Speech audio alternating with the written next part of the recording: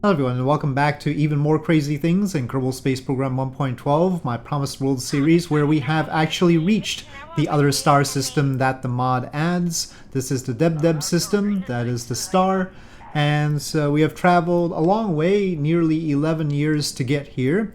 And what are we doing with our Kerbals here? Well, we are going to be scanning the planets of Deb. So we have our scanner here, and I need to extend it. But it's, oh, no, I need to use the hinge first. Deb has no surface to scan. Well, yeah, the sun doesn't. But the question is whether we can scan anything despite the fact that we can't really communicate back home. Now, I've turned off the net stuff, but generally speaking, the scanner, the survey scanner, requires us to be able to transmit. We do have an antenna, it's just that we don't have the range to transmit from another star system.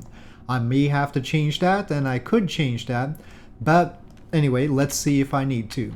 I'm going to do the burn that will flatten us out with respect to the system, and then try to get to one of the planets. Uh-oh.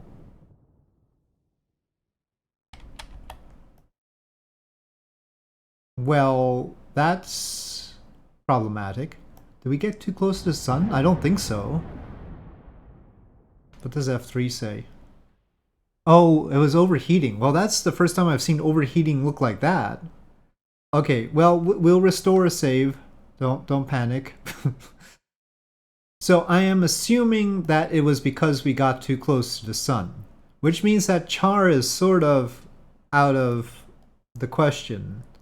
But maybe it wasn't because we got too close to the sun and it was some other thing. So it could go either way. So if we're not going to get close, and again that means that that planet is out of the question, then we should maybe pull this way first. The periapsis, well, that periapsis would be above where we were. It was 4,400 something. We probably don't want to cut it too close. Why don't we just go ahead and get to the altitude of Oven.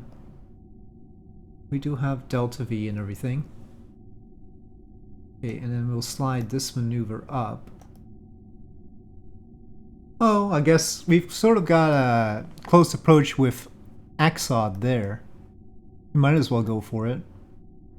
Once we scan the planets, we will know which planet we're going to be focusing on first and where we need to send stuff to. And we'll basically be sending the stuff that I tested on Minmus. So it'll be pretty straightforward, hopefully. Okay, well, hopefully the rings don't do anything crazy to us. That'll be a start. That should be far enough out. And then it takes a trivial amount to capture, and then we'll figure out how to get to the moons after that. We're certainly not going to be scanning Axod itself. Okay, so 17,000 meters per second. As we get closer to the sun and hope we don't explode this time. We're getting to 5.3 billion meters, so 5.3 million kilometers. Pretty close.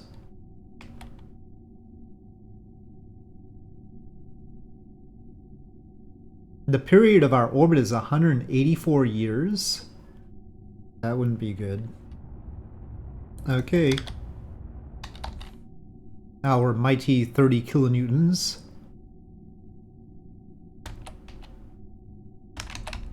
Well, that brought the orbit in quite a bit more than I was expecting, and making it look like the plot was originally like that, but that wasn't the idea. Let's boost that back up again. Well, with 338,000 meters per second, I certainly don't have to worry about the delta V as such. Okay, but I would like to get my approach. Our orbital period's still a year. So just going with a natural orbit to Axod is a little bit of a pain.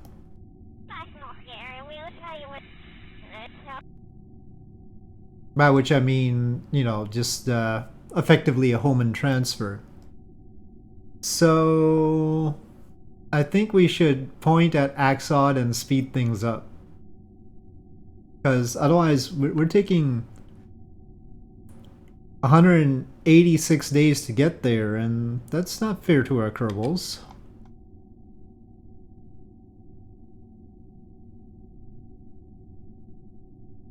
So we're gonna have a lot of radial, and we're gonna waste some, but we'll get there faster. Under a month is good. Okay, bonus 11,000, let's say.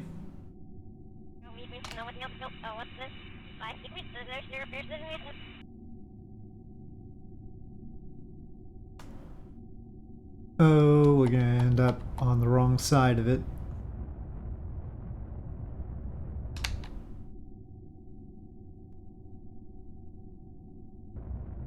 Okay, we don't want to go that way around. But we can probably correct that when we get there. 25 days only. But of course we're going to have to do a hefty burn to slow down once we get there. Okay, and that ends up being 14,872, though maybe we don't have to go that low. But what exactly is the atmospheric height of Axod? Only 165 kilometers. So we're fine at 1,462 kilometers. It's still a gas giant, so the atmospheric pressure is 100 atmospheres, even though the atmospheric height is so small. But okay. We will head to Axod, 25 days only now. Hopefully passing through these protoplanetary disks doesn't cause overheating. Like, obviously that cloud close to the sun sure seemed to, but we've got one past La Pat.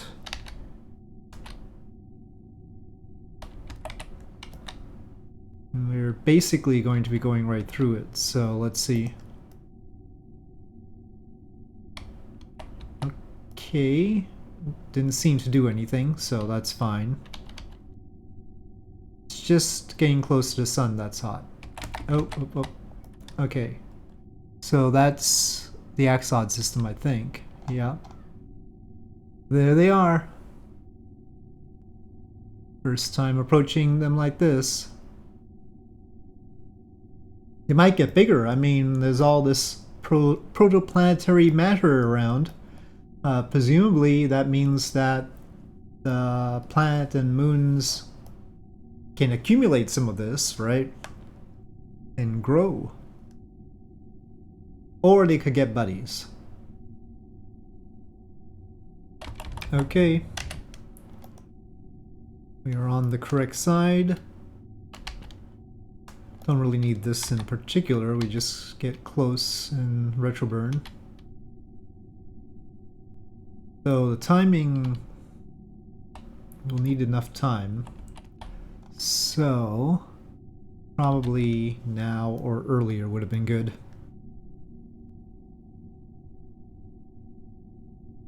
Oh, it's getting wobbly. It's got some oscillations in the structure there.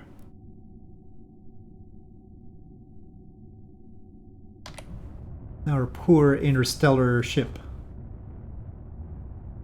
Really my first truly successful interstellar ship.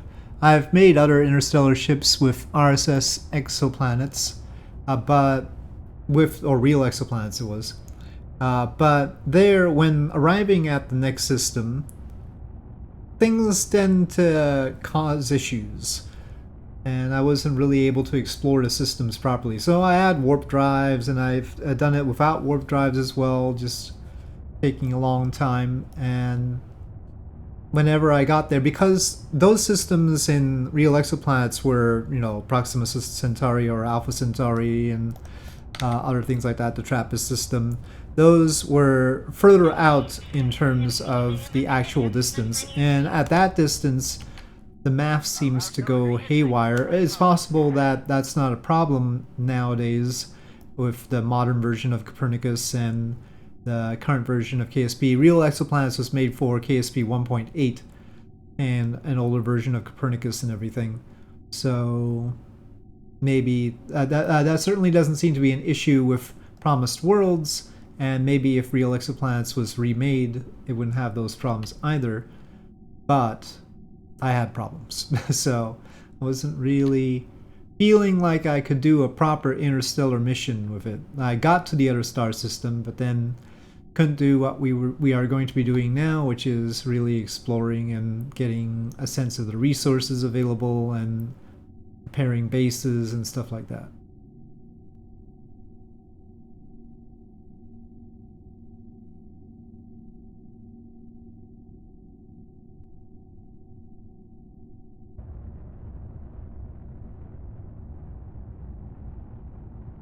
Have we really been slowing down? I don't feel like we've been slowing down much. How are we doing here? Let me just briefly shut off the engine. Well, I've done less than half of it, but we did do some. But yeah, it looks like it's gonna take another 6 hours. That's fine. We are escaping in 1 day, so we'll still get done. We'll get captured, but it's just not great.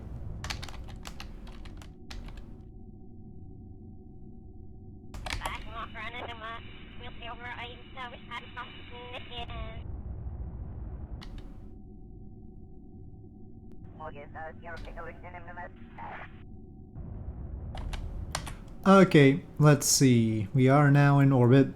6 days is not too bad.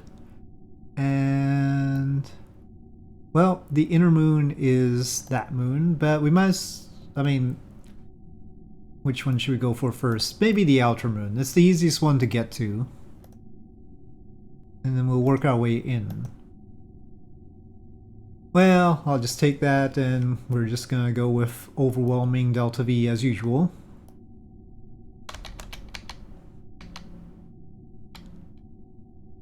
Those are the other planets over there. Lots of stuff going on. This isn't the furthest one out.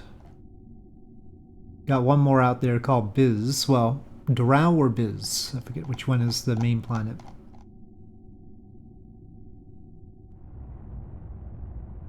Not the ideal approach, though. Interesting that we are actually hitting Rosh twice, it looks like. We have 2 periapses and 2 orbits getting into it. But we do intend to capture this time. Though I really need to be closer. Again, wanton use of delta V. And we do need to be in a polar orbit in order to get the information if we can. Get the scan done. So probably not too low. Let's say 250. Don't immediately have to get there, but it's what I'm going for. So first, a gross correction here. Okay, well, that's Axod.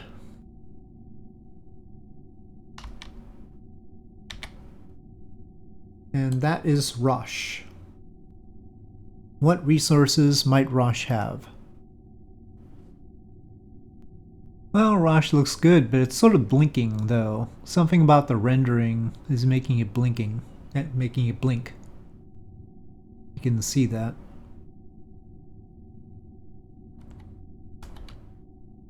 Okay. What is our inclination anyway? Oh, inclination's good. 89.6, no problem. That should be enough of a capture to use the scanner. Let's see. All the way up front here.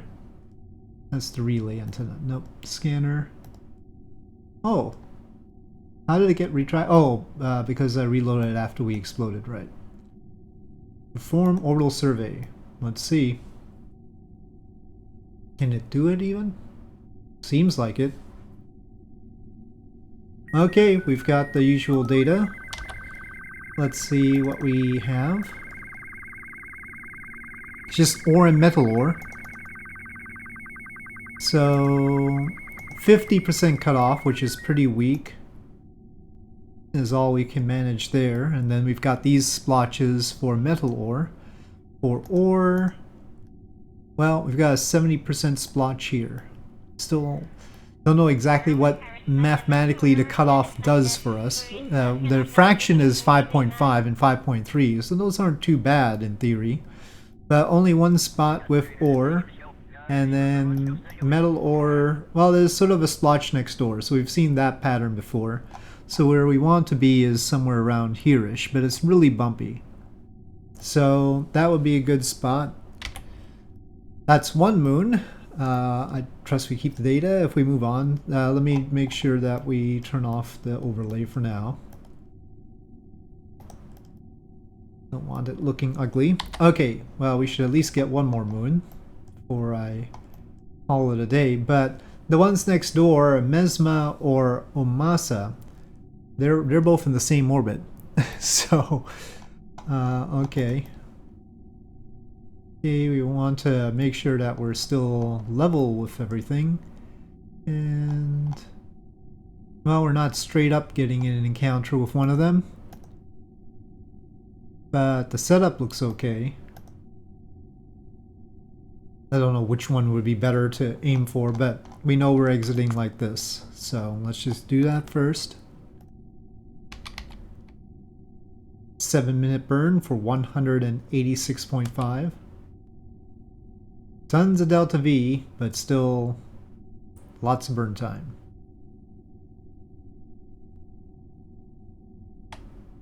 For those not familiar, I should know that I've been doing it the whole time. I have the warp thrust mod from P.E.K.K.A, so I can do burns during the main time warp. Not just physics warp. Okay, we're on escape. Oh, I probably burned a little bit too much. We are head out. It's okay. It's a little bit too similar in orbit. Yeah, with this orbit, we'd be waiting a long time to meet up with one of those moons. Well, anyway, one thing at a time. We are departing, having scanned this moon. I really would like larger fuel tanks, so we don't have to have so many. It has a look to it, but still. I'm gonna be frustrated with this particular size of fuel tank from the Far Future mod.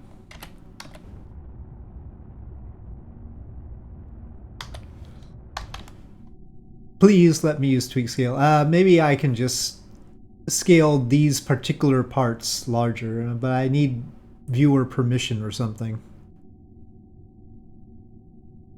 It looks like Mesma is going to be the one. Well, that looks polar to me. A little bit too low. Current mass of our vessel, by the way, 67.67 tons. Oh, I should really see, as far as the previous moon is concerned, Rosh. How big was it? How difficult would it be to land on Rosh? Right? Rosh has an atmosphere. It's 10-kilometer atmosphere, which is, you know, dust. 0.2 gravity at the surface, so sort of like the moon. Escape velocity is 990 meters per second, and that's usually my estimate for how much it's going to take to land. So, from a low orbit. So, 990 meters per second we're talking about. So it's a little bit harder than the moon. I mean, you know, Kerbin's moon, not the real moon. So yeah, we'll keep that in mind. Interesting thing about the little atmosphere though. Still there.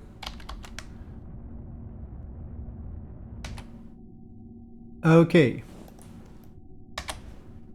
We have our approach to Mesma.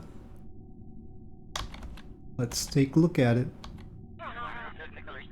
Okay, what's our current inclination? 126 is not exactly great, so let's adjust that right here. Current speed is quite modest. Okay, that'll do. So, max odd, and I guess that's Mesma. A little bit shadowed right now. See if we can get a nice image here. I don't know, if the sun in the background, this is just a shadowy vessel too.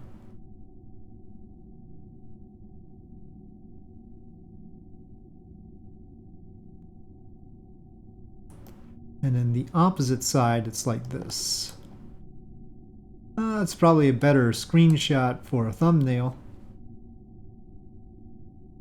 Okay, going to periapsis and capturing.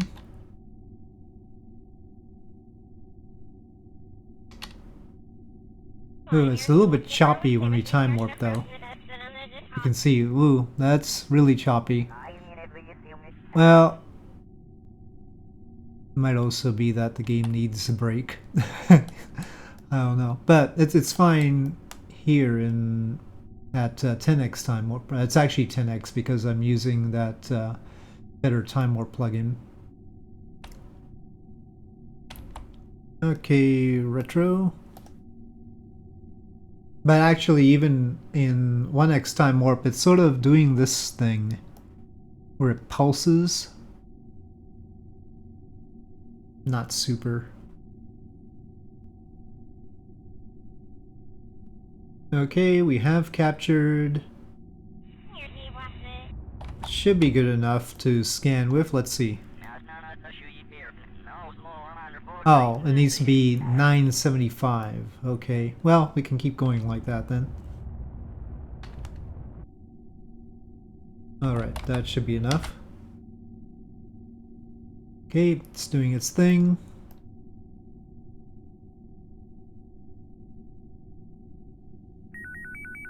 Even got the 45 signs. And taking a look at it, it doesn't seem like a whole lot, does it?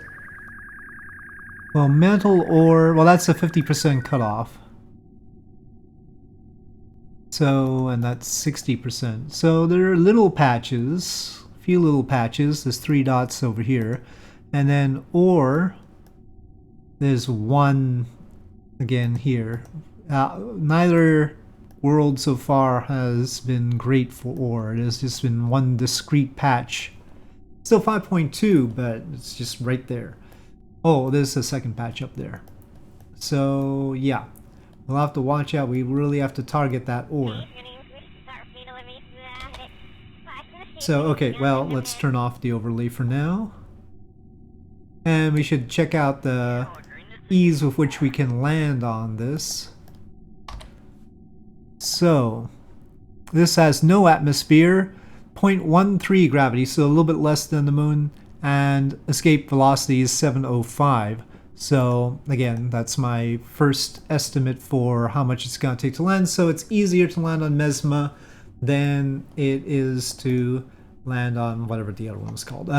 What was it again? Rosh. It's going to take me a while to remember any of these.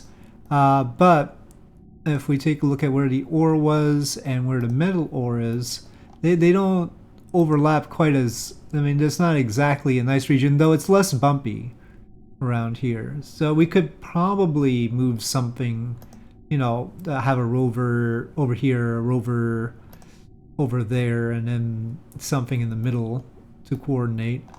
There's no metal ore in the middle of these, so, I mean, unless we move the cutoff really low. Nope, I mean, it really tries not to be there. So yeah, we're going to have to think about that. which one is really the better opportunity if Rosh has a nicer spot for us to make our base at. So anyway, that has been the initial exploration of the DebDeb system and the Axod part of the DebDeb system in particular. And next time I won't do more exploring here. We'll start sending more stuff out since we know that we can scan here. The thing I really wanted to establish was, could we do the scans given the fact that we have this communication range thing? I did turn off the regular comm system, so that might have helped. I don't know if it would have worked quite as easily if we still had that on. But anyway, with that, thank you for watching. Hope you enjoyed this video. If you did, please do press like. If you have any comments or suggestions, please leave them in the comment section below, and I'll see you next time.